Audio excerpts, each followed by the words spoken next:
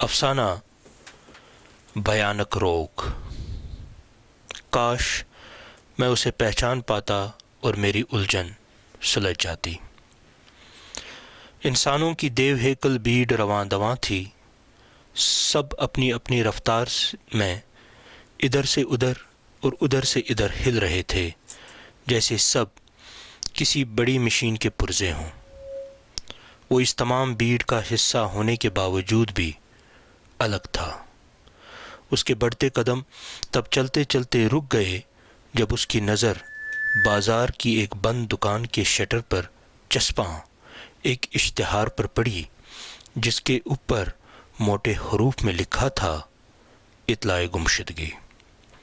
ایک عام قسم کی لکھی ہوئی عبارت کے ساتھ اوپر ایک تصویر بھی چھپی ہوئی تھی۔ عبارت کچھ یوں تھی: اشتہار میں چھپی تصویر ایک لاپتہ شخص کی ہے جو چند روز قبل گھر سے کام پر نکلا تھا پر واپس نہ لوٹا۔ ہم پہلے ہی ریڈیو، ٹیلی ویژن اور اخبارات کے ذریعے اطلاع عام دے چکے ہیں، اور اب بذریعہ اشتہارات بھی عوام کو مطلع کرتے ہیں کہ اگر کسی کو اس گمشدہ شخص کے بارے میں کوئی علمیت ہو تو برائے کرم نیچے دیے ہوئے فون نمبرات پر رابطہ قائم کریں۔ نوٹ: پتہ دینے والے کو معقول انعام دیا جائے گا۔ فون نمبرات نظر انداز کرتے ہوئے وہ یہ عبارت کئی بار پڑھ چکا تھا اور بار بار پھر پڑھے جا رہا تھا۔ اشتہار کی عبارت کئی بار پڑھنے کے بعد پھر تصویر کو گونڈنے لگا اور اپنے ساتھ پھر سے بڑبڑانے لگا: کاش میں اسے پہچان پاتا اور میری الجھن سلجھ جاتی، اور ساتھ ہی سوچ کے گہرے ساگر میں ڈوب گیا۔ میں تو اس شخص کو اچھی طرح جانتا ہوں، اس کا چہرہ کافی شناسا ہے، پر یاد نہیں آ رہا کہ کیسے جانتا ہوں۔ میں نے اسے کب اور کہاں دیکھا ہے، یا صرف دیکھا ہے یا پھر اس سے مل بھی چکا ہوں۔ ویسے تو اب لوگوں نے عجیب سی عادت بنا ڈالی ہے، جیسے یہ بھی کوئی فیشن ہو، گھر سے نکلتے ہیں اور پھر واپس ہی نہیں لوٹتے۔ ممکن ہے میری سوچ غلط ہو، یہ شخص گھر واپس لوٹنا چاہتا ہو مگر کسی حادثے کا شکار ہوا ہو، یا گندی سیاست کے ہتھے چڑھا ہو۔ یہ بھی تو ممکن ہے کسی نے اس کو اغوا کر لیا ہو، یا پھر اس کی کسی کے ساتھ دشمنی ہو اور دشمنوں نے اس کا قتل کر دیا ہو۔ ویسے بھی ہمارے چاروں اطراف یہی سب کچھ تو ہو رہا ہے، مار داڑ، قتل و غارت، فریب، دھوکہ وغیرہ۔ اور ایسے حالات میں کچھ بھی ممکن ہے۔ موجودہ حالات میں زندگی بسر کرنا چیلنج سے کم نہیں۔ کچھ لوگ اس چیلنج کے سامنے ہار مان لیتے ہیں اور خودکشی کر لیتے ہیں۔ خودکشی سے یاد آیا، ہاں، ہو سکتا ہے اس نے بھی زندگی سے تنگ آ کر خودکشی کر لی ہو اور ابھی اس کے گھر والوں کو اس بات کا علم نہ ہو۔ یا پھر یہ بھی ممکن ہے کہ اس شخص نے ہمارے چاروں اور بد نظامی اور انسانی اقدار کی پامالی دیکھ کر زندگی کا دامن چھوڑ دیا ہو۔ نہیں، یہ نہیں ہو سکتا۔ تیسری دنیا کا باشندہ ابھی اتنا سنجیدہ کہاں ہوا ہے کہ سماج کی بد نظامی اور انسانی اقدار کی پامالی دیکھ کر خود کی بلی چڑھا دے۔ ابھی تیسری دنیا کا انسان بہت پیچھے ہے۔ وہ سوچ کی گہرائیوں میں ڈوبتا رہا اور تصویر کو مبہوت ہو کر گورتا رہا۔ کہاں دیکھا ہے میں نے اسے؟ نہ یہ میرا کوئی رشتہ دار ہے، نہ ہی کوئی دوست۔ میری اس کے ساتھ کیسی شناسائی ہے؟ اس کا چہرہ اتنا مانوس سا کیوں لگتا ہے؟ مجھے کچھ یاد نہیں آ رہا۔ میں اتنا بوڑھا تو نہیں جو میری یادداشت اتنی کمزور ہو گئی ہے۔ آج واقعی مجھے کام پر پہنچنے میں دیر ہو جائے گی اور مجھے اپنے باس کی ڈانٹ بھی سننی پڑے گی۔ مجھے آج اپنے کام سے اتنی فرصت کہاں ملی جو میں ان سوچوں میں گم ہو گیا۔ کہیں آج کوئی چھٹی تو نہیں؟ آج کا دن، آج کی تاریخ، کچھ بھی یاد نہیں آ رہا ہے۔ کیلنڈر دیکھ کر گھر سے نکلتا تو اتنی دقت نہ ہوتی۔ وہ ہر ایک چیز سے بے نیاز، اپنے چاروں اطراف کی گہما گہمی سے بے خبر، اشتہار میں چھپی تصویر پہچاننے کی کوشش میں تھا کہ اسے اپنے کوٹ کی آستین سے تھوڑا کھنچاؤ محسوس ہوا اور ایک پتلی سی آواز اس کے کانوں سے ٹکرائی۔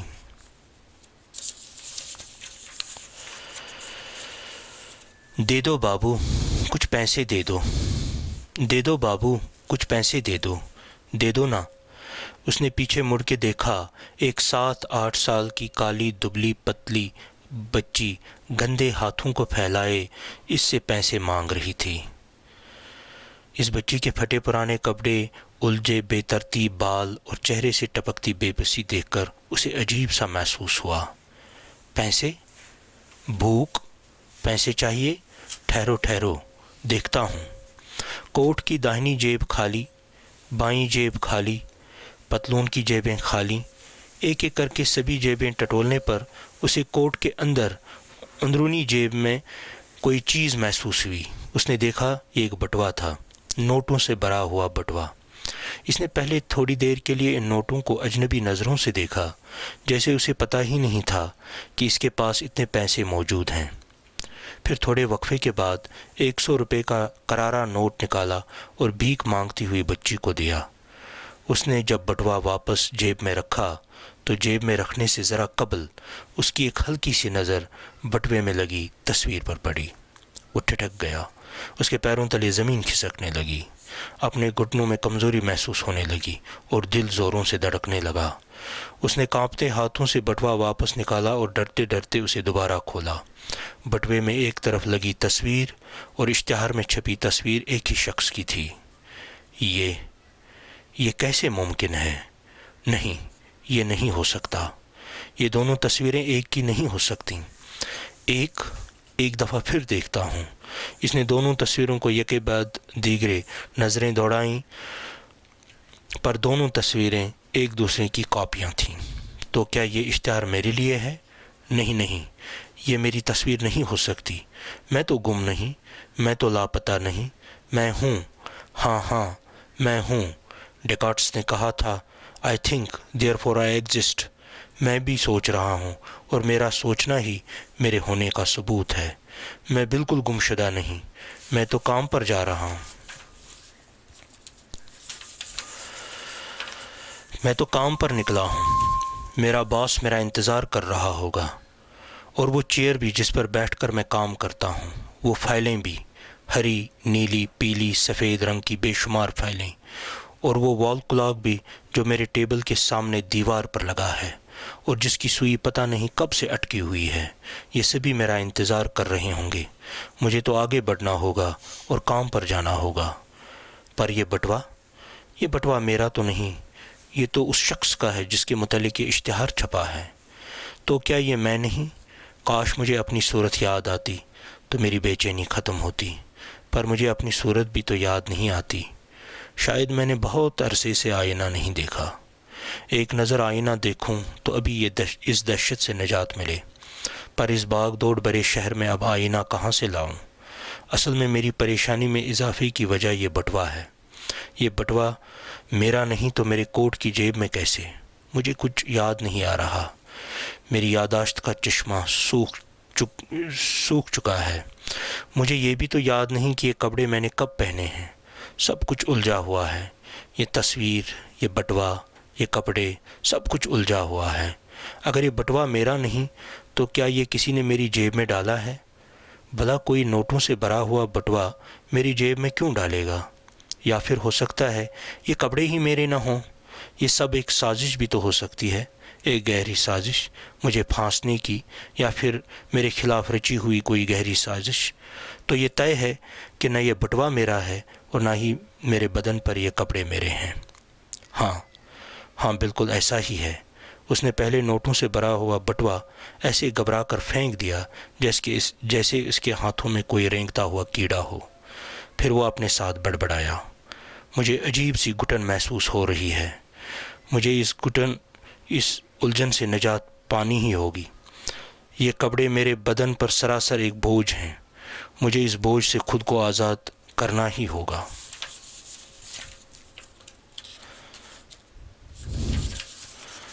ہاں، مجھے خود کو اس بوجھ سے آزاد کرنا ہی ہوگا۔